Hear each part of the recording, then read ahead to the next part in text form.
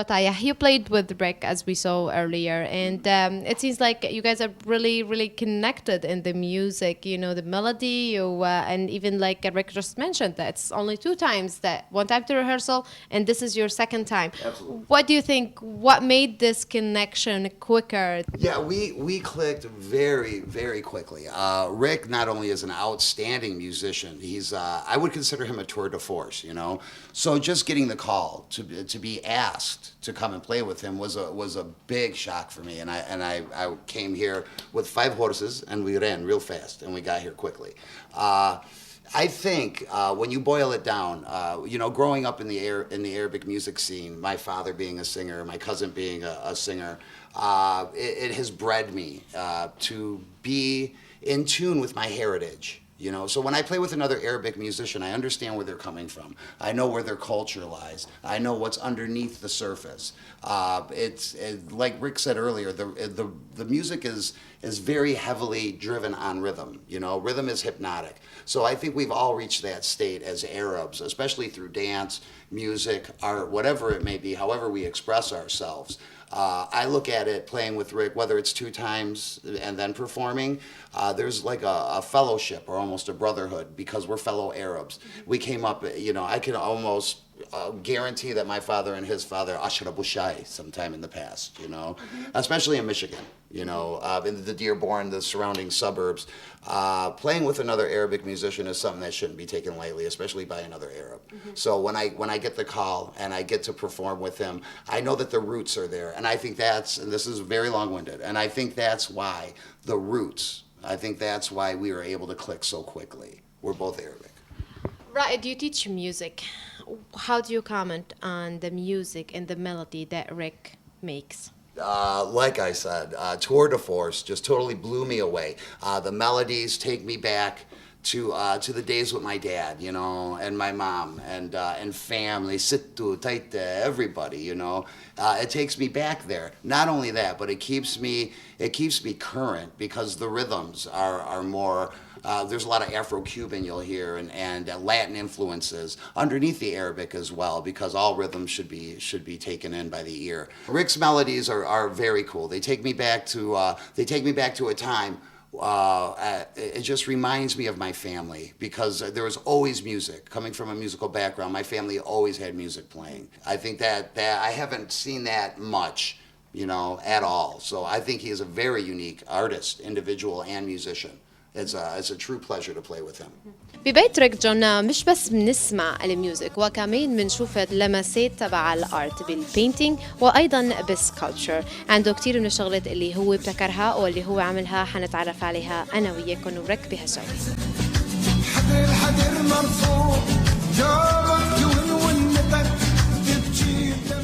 You can see the touch of the abstract art from Picasso. Tell me more about it. And I see kind of little illusion in here. Explain to me more. Yes, there is some illusion in here. I'm surprised you caught that. Most people don't. You'll see the Picasso influence in here, with the cubism and the hair. But this is titled Tre Donne di Milano, which is 3 women from Italy. But this one has 3 faces. But if you stand at a different perspective, she somewhat looks Egyptian in a way. But anyways, there are 3 faces here, 1, 2 from the side, and then 3. But you'll see some Picasso influences here, as well as this piece right here. This piece right here is titled 3 Faces, and you'll see the 3 faces. This is very much influenced by Picasso as well. You'll see there's actually paper in here. I've applied, I put lemon around this music and burn it in the oven, and it gives it an old character, So that's in there. This is a cubist titled Creative Force. This is a guitar player. Again, in that style of painting, as well as this particular piece right here. So those are the pieces that are in the cubism pieces. Now, if you look right here, we can touch on some of these particular pieces. These are my sculptures. Let's get into some of these sculpture pieces. These are musical instruments that are dissected, they're painted, and they're applied to plywood that's framed.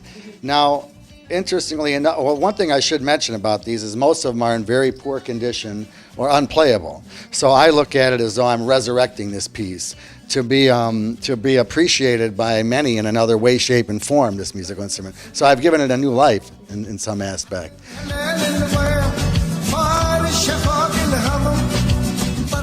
Sculptural here at this house. Is this your main studio here? Yes, it is. However, now that it's winter, I can't use my garage. So unfortunately, I've got some of these boards made up, but I can't go out there and stain, and I can't cut. So what I'm doing is assembling a lot of old instruments right now, getting prepared for the spring to do some more work.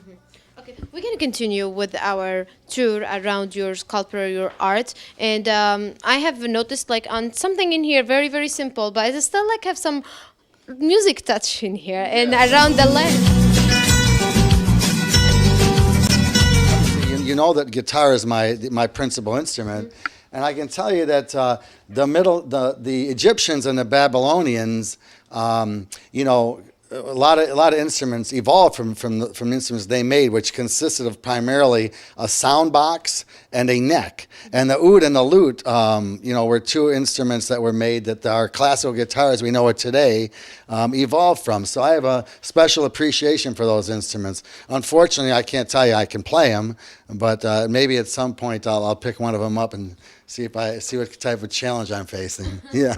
Okay, let me move to this piece in here. This is another painting. Oh, yeah, Let me these are- see. It's you these have are- it in the studio Yeah, paintings. these are both these pieces you can see. These are. I'm sorry. Let me get over here. These are galleries. These are painted in perspective. So you'll see. You almost feel as though you're standing in that room.